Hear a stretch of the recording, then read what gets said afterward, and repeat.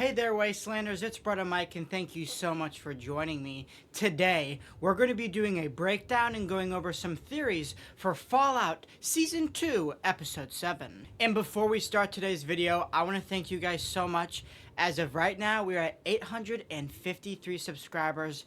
Thank you all so much. I appreciate it all, and let's get to the video. And like usual, we're going to stick to one storyline or one plot, and then go to the next one, so it won't be in chronological order of what happens in the episode. But so much happened in this episode. We got some answers, we got a few more questions.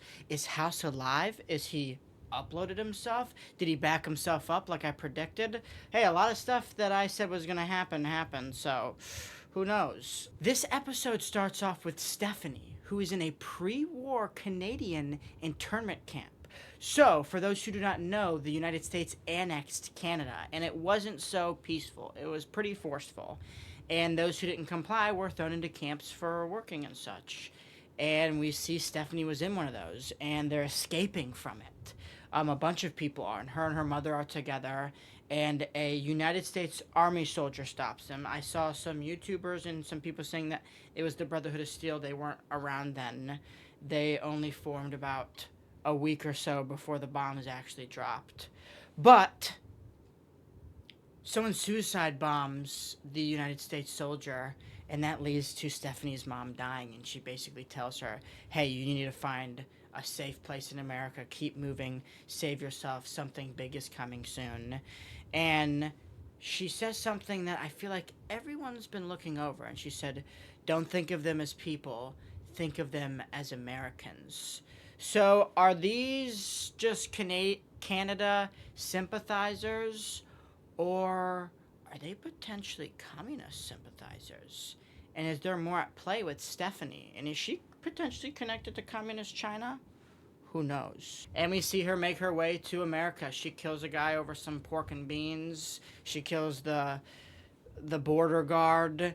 And the next time we see her in this episode, she's actually working at the Lucky 38, or acting like she is, and she's asking Cooper for a job.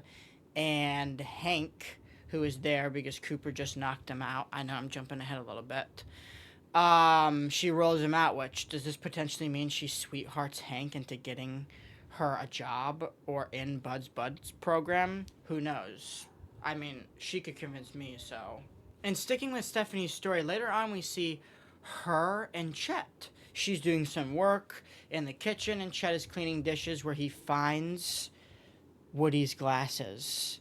And he knows what happened. He asks what happened to her, and she said, oh, didn't you miss my announcement? He was sent to Vault 31 for a overseer exchange program. And keeping up with Stephanie's story, later on, her and Chet are in their vault room. It also shows that they're sleeping in two twin beds right next to each other, which, how awkward. But Chet finds Woody's glasses in the garbage disposal, which I did predict, but that's only because I was like, who else's glasses would that be? But from that, Chet asked what happened to Woody, and she said, oh, he was sent to Vault 31 for a management program, which most likely seems that she may have killed him. Or he's just chilling in Vault 31 with Bud Askins, which would kind of be funny. And this just scares and angers Chet more. And then we're going to speed up a little bit to when they get married. Like in last episode, it was shown that she was just arranging their marriage. Chet had no say in it. She won't even tell him why. And they're at their wedding ceremony, and she says, I do, and then it's Chet's turn, and this is where Chet finally retaliates. He tells him what he thinks she did with Woody, and that she may be planning something bad here. And then, none of them are really believing him until he pulls out her ID to reveal she's Canadian, and that seems like more of an offense than potentially killing Woody. And she runs away back into the overseer's office because they all run after her, because how is she 200 years old? How is she Canadian in this vault? They have so many questions. Are we going to see the start of a revolt? And this is right after she got Hank's box, which is most likely in there. We don't know. We haven't seen what's in Hank's box. but I'm assuming next episode we'll see her open it up while she's trapped in the overseer's office. But now let's hop over to Lucy and Hank. Lucy is still chilling with Hank. He's showing her how the chips work and how it kind of erases their minds and makes them more kind of impressionable, and then that there's a motherboard that is controlling this all that's in the basement. Now, what could this motherboard be? I don't know, but we will find out later in this episode. Lucy asks to see where it's at in the basement, and so Hank takes her on a drive with the golf cart, trying to teach her how to drive, which was cute. Father-daughter bonding moment. But then he also slips in that he wished their family could have been normal, and Lucy's like, we were until you ruined that all with these big ambitions and such, which I think you can see it hits Hank differently. And while in the basement, she sees the legionary that attacked her being fully docile and fine, and you see her way that, oh, the chip could stop people like the legionaries. But then when she's eating dinner with him later, she sees that it can strip away someone's personality and what they fought for with Uncle Rico from the NCR. And I like seeing that duality, how she even sees, oh, is this chip worth it? Is giving up freedom for safety more valuable than freedom? And in the end, she chooses freedom, and she chains him to the oven and takes his Pip-Boy and goes down in the vault. And when she opens up this motherboard room in the basement, it's Diana, the congresswoman, hooked up to the machines. Oh my lord. Now, this has some big implications, especially with what we learn later, how she sets up a deal between Cooper Howard and the president. Enclave much? Yeah, I feel like a lot of people called that she was way too not caring to not be Enclave. Coop had some bad judgment there, but it's her. And this has some questions. Was she down there for 200 years? I don't think so, because she's not in a preservation pod. But what I do think happened is Hank needed a mind for it, and so he chose the most susceptible one to Enclave propaganda, probably this lady. So did potentially Hank chop off her head? And also Lucy says, whoa, Diana. How does she know that? Is it because she was like studying past Congress people and recognized her?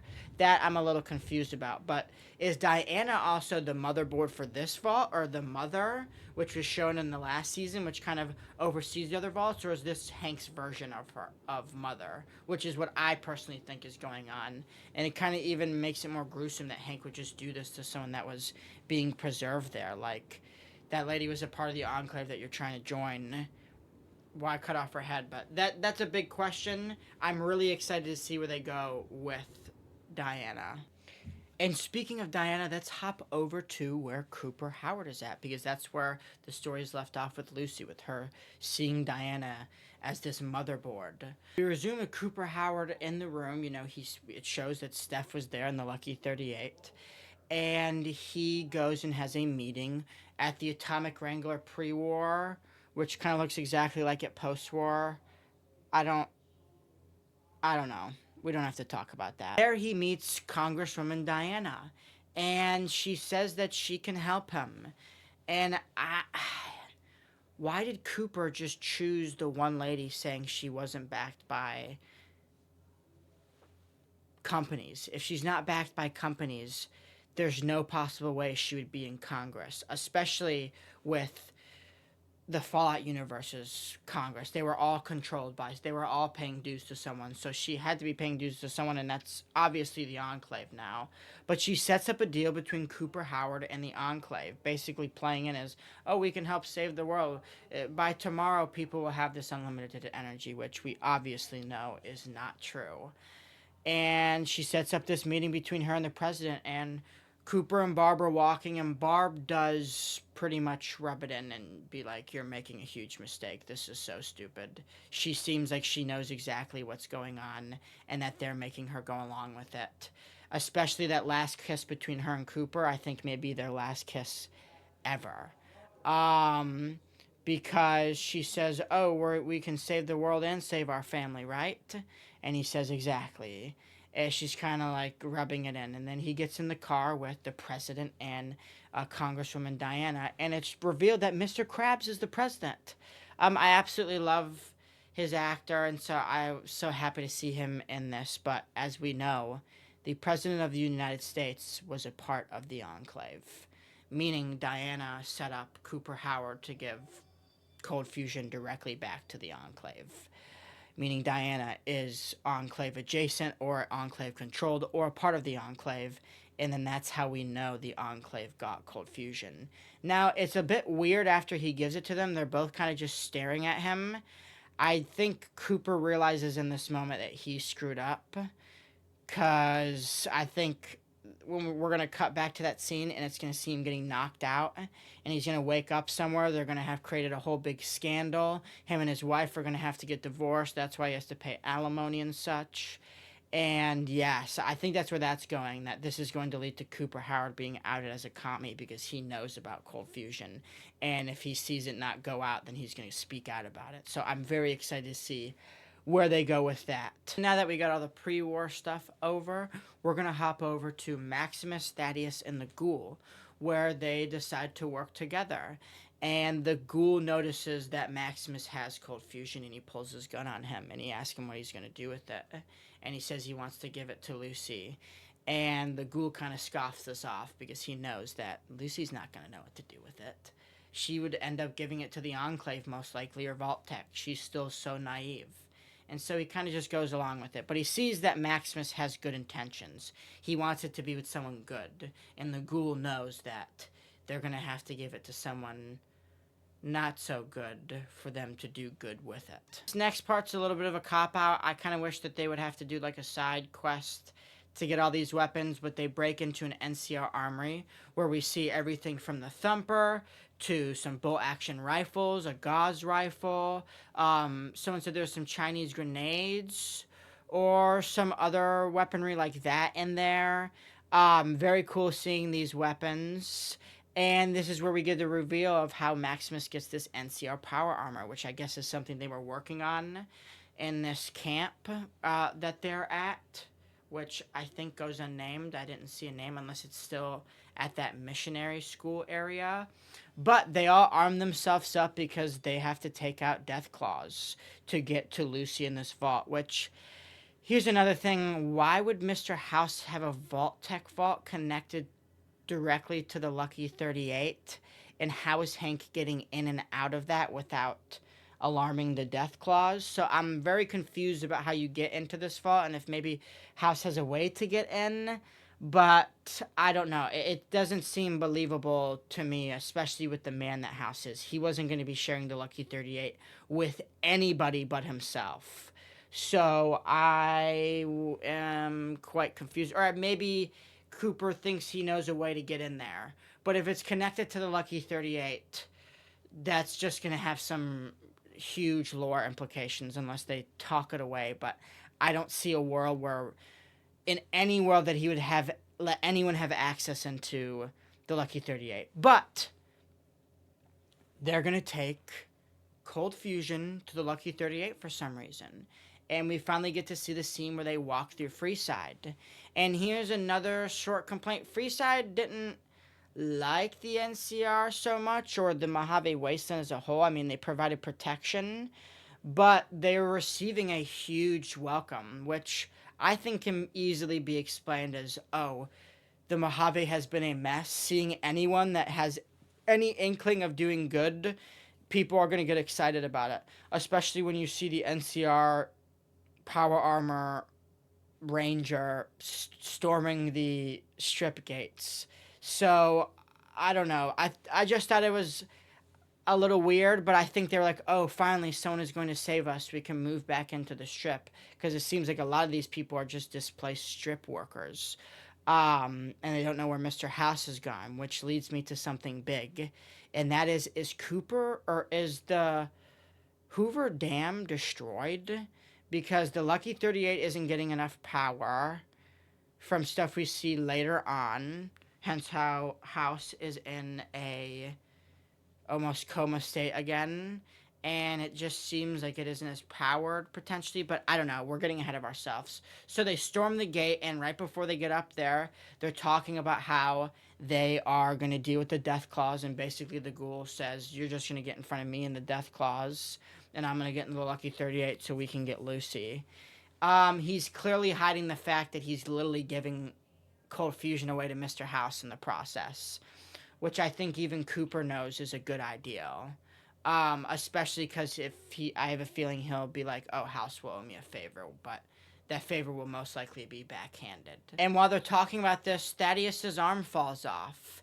And this is where people have been going wild.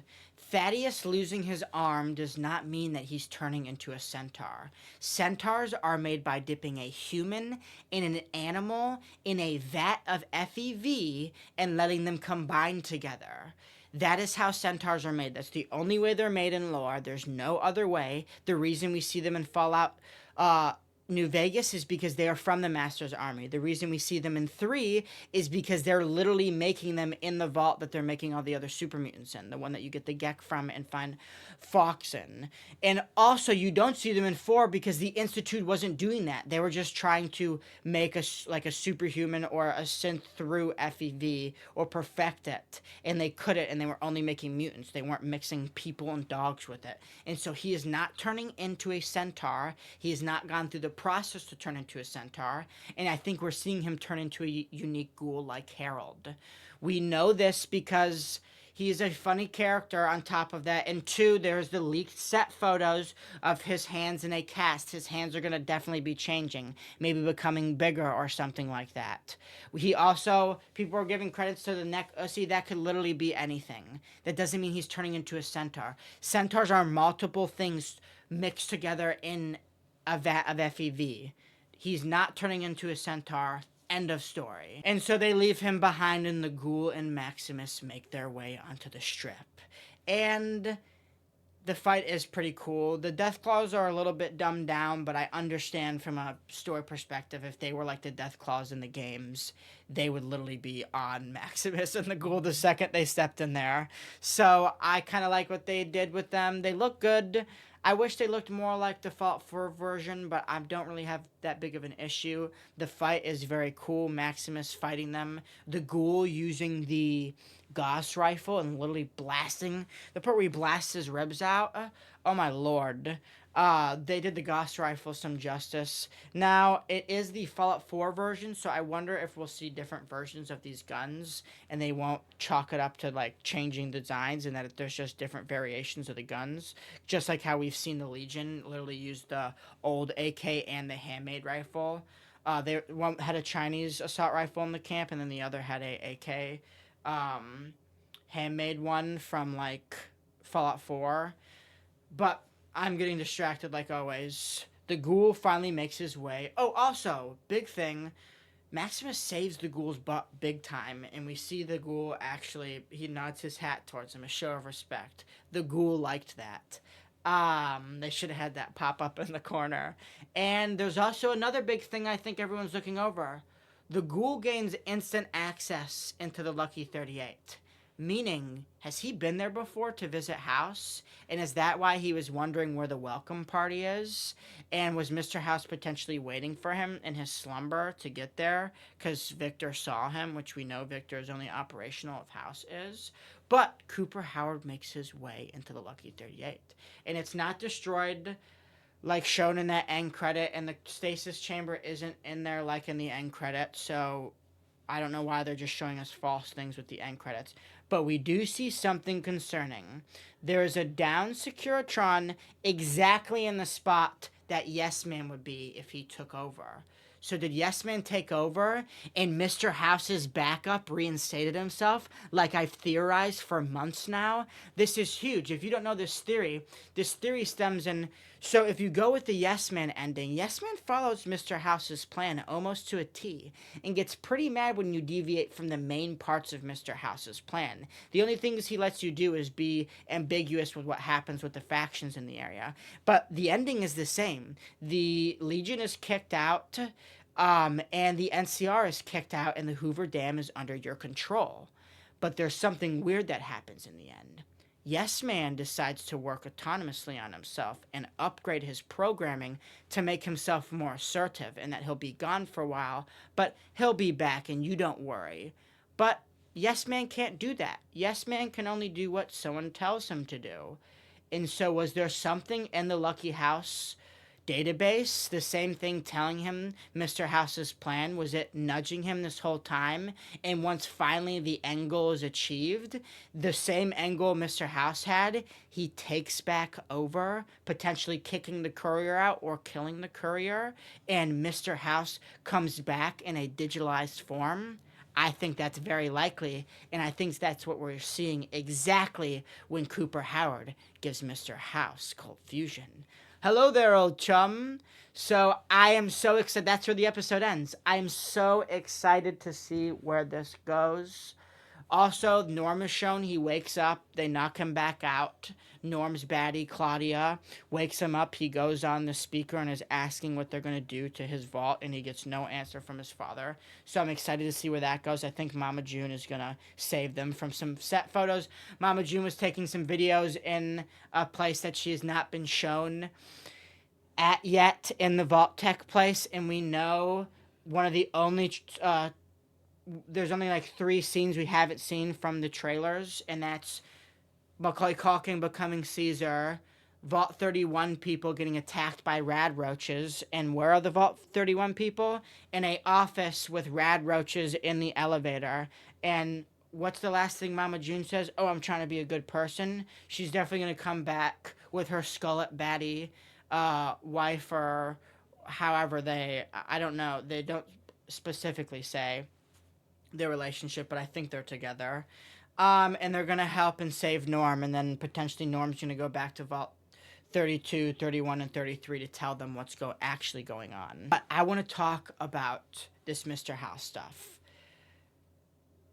He's either alive still, or he has backed himself up like I predicted, which he has the technology to do so, because when talking to Raoul, he says there's a pre-war scandal where Mr. House was scanning his girlfriend's brain and making her dress up in dresses, just to learn that that girlfriend is Jane in the Lucky 38, who he literally preserved her personality. So if he can do that, and he's also constantly connected to the Lucky 38, he's probably constantly backing up his mind, so when we kill him, it doesn't really matter, because we know how stingy House is, and even if he died, he would be perfectly fine with an AI version of himself, with his mind literally imprinted into the Lucky 38. He has been connected to the Lucky 38 for over 200 years. His mind literally running the Lucky 38. I doubt there's any possibility that he did not back himself up, and we may be seeing Cooper engage this backup, or what I think we're seeing is that something happened after the events of New Vegas. Something happened to the Hoover Dam,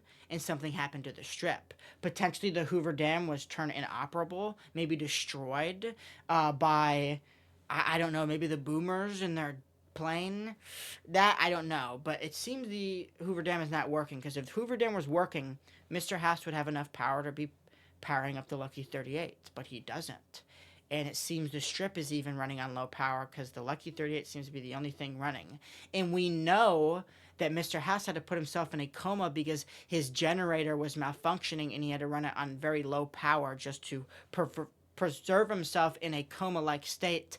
And that he finally wakes up and decides a deal between the NCR to get power to Hoover Dam, where then he can fully be operational and use the power. And so now we're finally seeing Mr. House be independent all by himself with cold fusion, meaning I think the dam was destroyed, causing Mr. House to force himself back into another coma, and and Cooper Howard is now waking him up finally, especially after he took over Yes Man.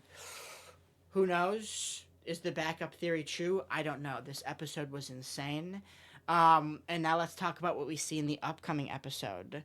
We see the Legion coming to attack the Strip. It looks like there's hundreds of them. It didn't even look like there was maybe even 150 in both camps. So where are they coming from? Where did you go?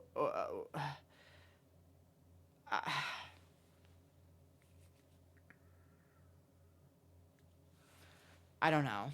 But I guess they're going to be assaulting the strip soon. But if Mr. House has cold fusion, he can boost his signal to all of his Securitrons again.